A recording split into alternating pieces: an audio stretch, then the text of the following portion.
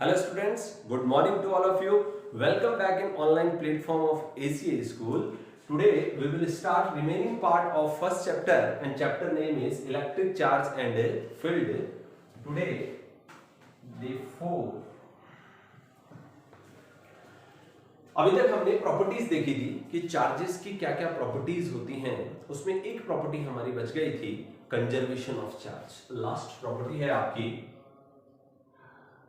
Conservation of charge.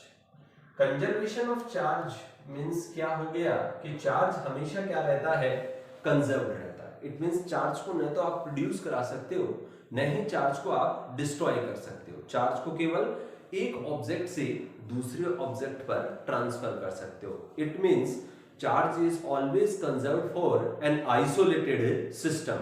Charge does not created और nor destroy. कभी भी चार्ज को आप ना तो क्रिएट करा सकते हो न ही डिस्ट्रॉय कर सकते हो। चार्ज को एक ऑब्जेक्ट से दूसरे ऑब्जेक्ट पर जरूर ट्रांसफर कर सकते हैं। तो टोटल चार्ज किसी सिस्टम का हमेशा कैसा बना रहता है, कांस्टेंट बना रहता है। आइसोलेटेड सिस्टम का चार्ज हमेशा क्या रहेगा, कांस्टेंट रहेगा। हम कुछ एग्जांपल से इसको समझ सकते हैं। जैसे मान लीजिए आपके पास 92 यूरेनियम 238 है। यूरेनियम का एक आइसोटोप हो गया, इसको हमने दो पार्ट में तोड़ दिया। एक तो 90 थोरियम 234 बन गया, एक बन गया 2He4 यानी हीलियम बन गया। तो जो आपके इलेक्ट्रॉन थे, कितने इलेक्ट्रॉन थे इसमें, 92 इलेक्ट्रॉन। ये कितने इलेक्ट्रॉन में कन्वर्ट हो गए, यहाँ पर 90 इलेक्ट्रॉन थोरियम के और 2 इलेक्ट्रॉन आपके हीलियम के आ गए। तो जो 92 इलेक्ट्रॉन थे वो 92 ही रहे, चेंज तो नहीं हुए, पर एक पार्ट से दूसरे पार्ट में कन्वर्ट हो गए। एक सबस्टेंस से दूसरे सबस्टेंस में क्या हो गया, चार्ज ट्रांसफर हो गया। बट टोटल चार्ज हमेशा कंजर्व रहा है। जितना यूरेनियम पर था उतना ही थोरियम और हीलियम पर मिला के चार्ज आ गया। एक और एग्जांपल देख लेते। जैसे मान लीजिए आपके पास कोई सिस्टम हो गया। अब इस सिस्टम में आपके पास दो ऑब्जेक्ट हैं, एक तो आपके पास ग्लास रोड है और एक आपके पास सिल्क क्लॉथ हो गया। तो ग्लास को जब आप सिल्क से रब कर दें तो चार्ज इस सिस्टम से बाहर कहीं नहीं जा सकता, इस सिस्टम के अंदर ही चार्ज रहेगा। चार्ज जो है वो इलेक्ट्रॉन जो है वो ट्रांसफर हो जाते हैं, कहां से कहां होते हैं, ग्लास से सिल्क में। तो ग्लास के ऊपर तो पॉजिटिव चार्ज आ जाता है और सिल्क क्योंकि इलेक्ट्रॉन ले रहा है तो सिल्क पर कौन सा चार्ज आ जाएगा, नेगेटिव चार्ज आ जाएगा। तो इस सिस्टम के बाहर चार्ज नहीं जा रहा, इस सिस्टम के अंदर ही चार्ज एक ऑब्जेक्ट से दूसरे ऑब्जेक्ट में क्या हो रहा है, ट्रांसफर हो रहा है। तो चार्ज हमेशा क्या रहता है, कंजर्व रहता है। चार्ज को न तो आप प्रोड्यूस करा सकते हो न ही डिस्ट्रॉय कर सकते हो। टोटल चार्ज हमेशा हर किसी आइसोलेटेड सिस्टम के लिए क्या रहता है, कांस्टेंट रहता है। तो ये तो हो गया आपका कंजर्वेशन ऑफ चार्ज। एक चीज और है इसके अंदर कि चार्ज की डायमेंशन क्या होती है। देखिए डायमेंशन बड़ी इंपॉर्टेंट है, एक क्वेश्चन डायमेंशन पे पूछा जा सकता है। चार्ज की अगर मैं डायमेंशन की बात करूं तो चार्ज का फॉर्मूला होता है करंट इनटू टाइम। तो अगर मैं डायमेंशन निकालता हूं तो डायमेंशन M/L/T और A की फॉर्म में निकलती है। तो हमें पता है ना तो हमारे पास मास है न ही हमारे पास लेंथ है। इसमें टाइम है 1 बार और करंट भी 1 बार। तो हम डायमेंशन क्या बोल सकते हैं कि चार्ज की डायमेंशन बन गई M0, L0, T1 और A1। किसकी डायमेंशन होती है, चार्ज की डायमेंशन होती है। ठीक है, तो ये आपकी सारी चार्ज की प्रॉपर्टीज हो गई। चार्ज क्या क्या बेसिक प्रॉपर्टीज रखता है, क्वांटाइजेशन कैसे होता है, एडिटिविटी ऑफ चार्ज क्या होता है, चार्ज का कंजर्वेशन किस तरीके से होता है, चार्ज की फॉर्म क्या क्या होती है। चार्ज 3 फॉर्म में चलता है, रेस्ट फॉर्म में भी रहता है, मोशनल फॉर्म में भी रहता है, चार्ज एक्सेलरेटेड मोशन भी करता है। तो ये चार्ज की सारी हमने बेसिक क्या देख ली, प्रॉपर्टीज देख ली। आगे हम ये देखेंगे कि चार्ज जो है उसको डिडक्ट कैसे कर सकते हैं, चार्ज की पोलैरिटी कैसे निकाल सकते हैं। उसके लिए जिस apparatus को हम यूज करते हैं उसे बोलते हैं gold leaf electroscope. Gold leaf electroscope एक apparatus है जिसकी हेल्प से आप चार्ज की पोलैरिटी डिडक्ट कर सकते हैं कि चार्ज किस टाइप का आपके पास ऑब्जेक्ट पर है। तो हम आगे देखते हैं gold leaf electroscope. Gold leaf electroscope वो apparatus है जो चार्ज को डिडक्ट करने का काम करता है।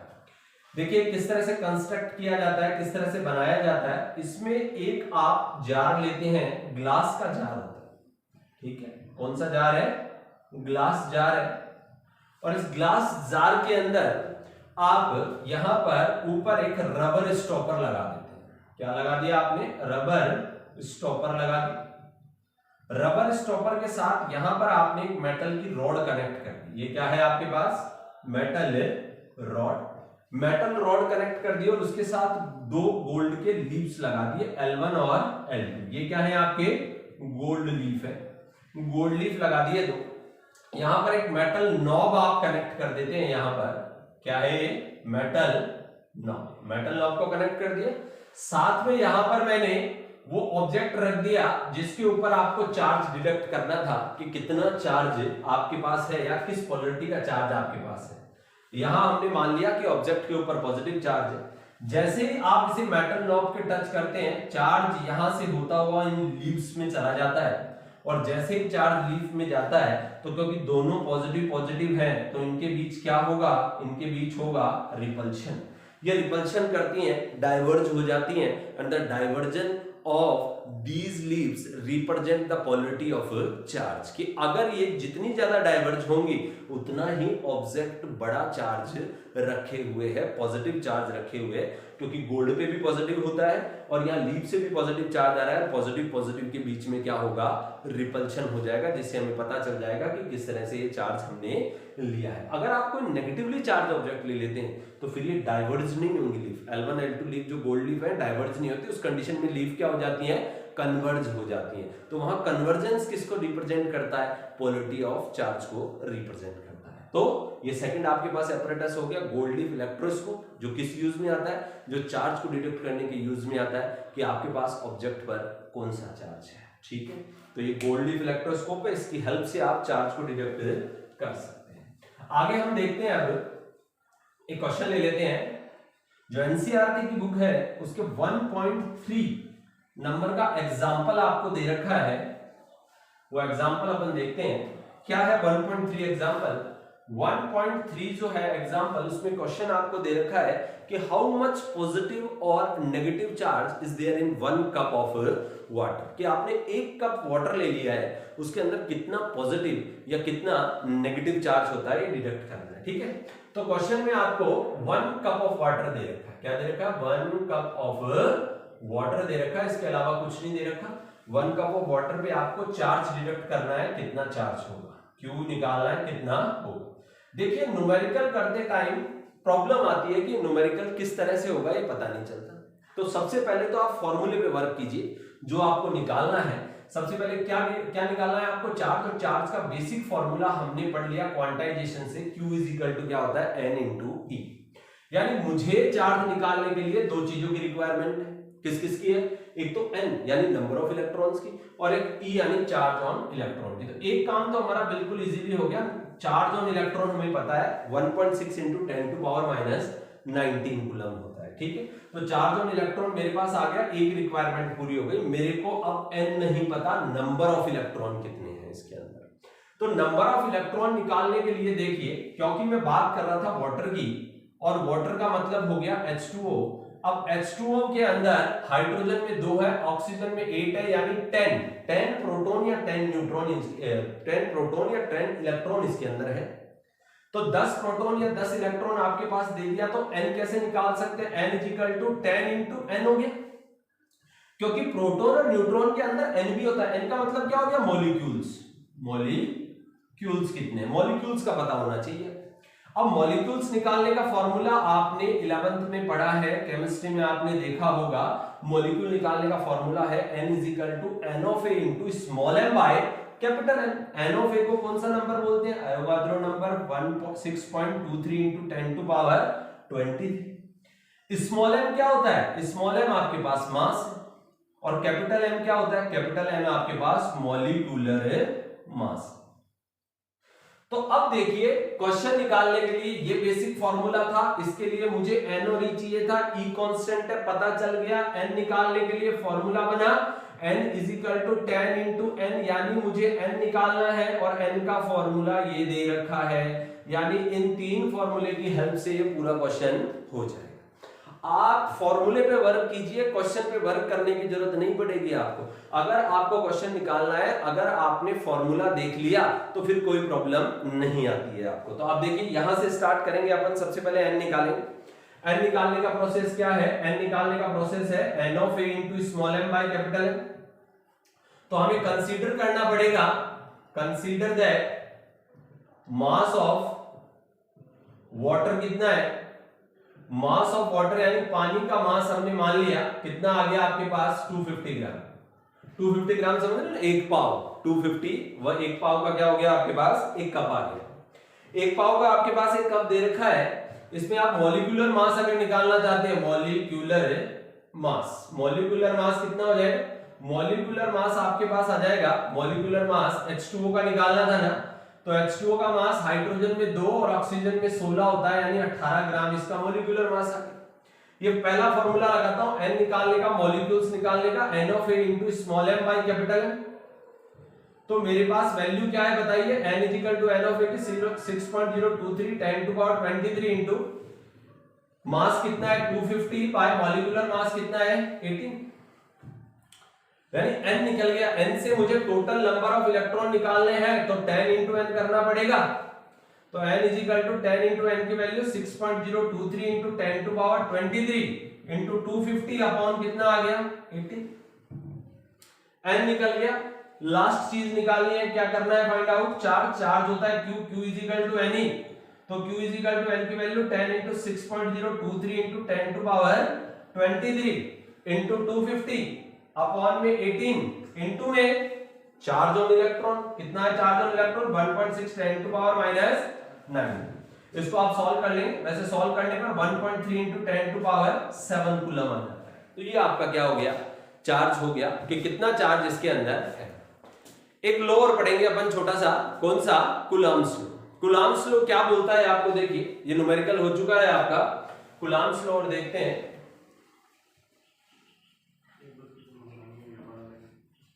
कूलम्ब्स लॉ देखिए,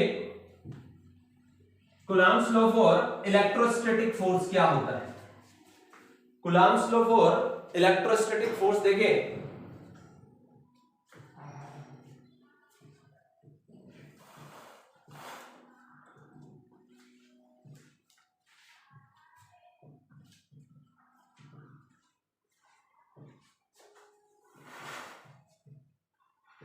Coulomb's law for electrostatic force. Electrostatic force के लिए कूलम्ब्स लॉ निकालने के लिए हमने दो पॉइंट ऑब्जेक्ट मान लिए, चार्ज मान लिए। ए और बी पर हमारे पास दो चार्जेस हैं, दोनों अपन ने सेम नेचर के लिए। अगर पॉजिटिव नेचर के हैं तो उसके अंदर कौन सा फोर्स लगेगा, रिपल्शन फोर्स, और दोनों के बीच का डिस्टेंस कितना हो गया, आर। दोनों के बीच का सेपरेशन आर है। अब हमने कूलम्ब्स लॉ में ये पढ़ा था कि जो कूलम्ब्स लॉ है वो अट्रैक्शन या रिपल्शन फोर्स देता है, और जो इलेक्ट्रोस्टैटिक फोर्स है उसके लिए उन्होंने कुछ स्टेटमेंट दिए। According to Coulomb's law, the attraction और repulsion force between two point charges is directly proportional to product of magnitude of these charges. Product of magnitude of these charges का मतलब क्या हो गया कि ये चार्जेस हमेशा आप नेचर में पॉजिटिव ही लेंगे, अगर कोई माइनस का चार्ज है तो वो भी प्लस का ही लेगा, उसका मैग्नीट्यूड ही लेगा। So the Coulomb force is directly proportional to product of magnitude of these charges, and force is also inverse proportional to square of distance between them. तो हम बोल सकते हैं F is directly proportional to mod of Q1 mod of Q2 upon R square. F is equals to K Q1 Q2 by R square। आप चाहे तो mod लगा दीजिए, नहीं तो हटा भी सकते, कोई दिक्कत नहीं, हमें पता चल गया। नेगेटिव चार्जेस नहीं लेने, चार्ज की वैल्यू आपको हमेशा पॉजिटिव लेनी है। यहां पर जो K है, ये K आपका कूलम्ब कांस्टेंट है। कूलम्ब कांस्टेंट जो है इसकी वैल्यू बेटा फिक्स होती है, कितनी है, 1/4 पाई एप्सिलॉन नॉट, या फिर होती है 9 into 10 to power 9, 9 into 10 to power 9 newton into metre square by coulomb square. ये जो वैल्यू मैंने आपको बताई है ये एमकेएस की। अगर आप बात करें सीजीएस की तो कूलम्ब कांस्टेंट की वैल्यू 1 ही होती है, और यूनिट होगी देखो न्यूटन की, सीजीएस में यूनिट होती है डाइन, इंटू मीटर की जगह आती है centimetre square, by coulomb square की जगह आएगी स्टेट कूलम्ब स्क्वायर। ये किसमें है आपकी सीजीएस में। तो कोई सीजीएस में आपको कूलाम कांस्टेंट की वैल्यू पूछे तो 1 होती है, और एमकेएस में कितनी होती है 9 × 10⁹ होती है। तो ये वैल्यू मैं यहां रख दूं तो फोर्स का फॉर्मूला बन गया 1/4 pi epsilon not Q1 Q2 upon में R स्क्वायर। ठीक है, तो this is the electrostatic force. ये कौन सा फोर्स है आपका इलेक्ट्रोस्टैटिक फोर्स है। अब क्योंकि हमने फॉर्मूला तो निकाल लिया कूलाम्स लॉ, इसकी एक यूनिट भी निकाल लेते हैं कि ये जो आपके पास K आ रहा है इसकी यूनिट क्या होती है। यूनिट ऑफ K निकालते हैं तो देखिए K की यूनिट निकालने के लिए K को सेपरेट कर दूंगा, तो K को सेपरेट करूंगा तो K is equal to F × R square by Q1 Q2 हो गया। तो K is equal to F का मतलब तो हो गया फोर्स, फोर्स का क्या होता है न्यूटन, इनटू R यानी डिस्टेंस का हो गया मीटर स्क्वायर, अपॉन चार्ज का क्या हो गया कूलाम इनटू कूलाम यानी कितना आ गया कूलाम स्क्वायर। तो एक यूनिट तो आपकी K की ये निकल गई, newton into metre square by coulomb square. देखिए यहां भी यही यूनिट है। अच्छा, मैंने यहां पर आपको एप्सिलॉन नॉट नहीं बताया। एप्सिलॉन नॉट क्या होता है? एप्सिलॉन नॉट होता है परमिटिविटी, परमिटिविटी ऑफ वैक्यूम। और परमिटिविटी ऑफ वैक्यूम की भी value fix 8.85 × 10⁻12 coulomb square by newton into metre square. अच्छा, अगर मैं यूनिट इसकी भी निकालना चाहूं किसकी एप्सिलॉन नॉट, तो ये तो सिंपल है क्योंकि देखो K का फॉर्मूला 1/4 पाई एप्सिलॉन नॉट होता है भाई, 4 पाई तो कांस्टेंट हो गया। तो K की यूनिट निकालो 1 बाय एप्सिलॉन नॉट था, इधर मल्टीप्लाई कर दूंगा एप्सिलॉन नॉट बराबर 1 बाय क्या आ गया K। तो 1 बाय K कीजिए, 1 बाय K, K की वैल्यू बोलिए K की क्या है यहां से newton into metre square upon coulomb square था। तो कूलाम स्क्वायर ऊपर चला जाएगा, आपके एप्सिलॉन नॉट की यूनिट बन जाएगी coulomb square by newton into metre square. किसकी यूनिट हो गई है एप्सिलॉन नॉट की। तो दो यूनिट ध्यान रखनी है, K की तो newton into metre square by coulomb square, epsilon naught की coulomb square by newton into metre square. एक छोटी सी चीज और करेंगे कि इनकी डायमेंशन क्या होती है, डायमेंशन और अपन मेजर कर लेते हैं। देखिए डायमेंशन आप किसकी निकालेंगे सबसे पहले K की। तो अगर मैं डायमेंशन की बात करूं तो डायमेंशन सबसे पहले मैं K की निकालूं। K का फॉर्मूला क्या था F × R square upon Q1 × Q, यही बना। तो अब मुझे बेसिक डायमेंशन तो पता होनी चाहिए। बेसिक डायमेंशन क्या होती है किसकी, जैसे फोर्स की डायमेंशन मुझे पता होनी चाहिए, फोर्स के साथ साथ मुझे डायमेंशन पता होनी चाहिए डिस्टेंस की भी और चार्जेस की। तो फोर्स की डायमेंशन हो गई m1 L1 T-2 into distance की हो गई L2 अपॉन चार्ज की होती है A1 T1, दो बार आ रहा है तो A2 T2 हो गई। ये सब ऊपर गए, देखो m1 ऊपर अकेला है m1 आ गया, L1 और L2 कितना हो गया L3, T को ऊपर ले जाइए T2 T2 T-4 हो गया, और A ऊपर गया तो A-2। तो K की क्या डायमेंशन निकल गई, कूलाम कांस्टेंट की डायमेंशन आ गई m1 L3 T-4 A-2। किसकी डायमेंशन है कूलाम कांस्टेंट की। एक डायमेंशन और भी निकाली थी हमने, आपको ध्यान है एप्सिलॉन नॉट की, फॉर्मूले से निकल जाएगी epsilon naught is equal to 1 by K होती है।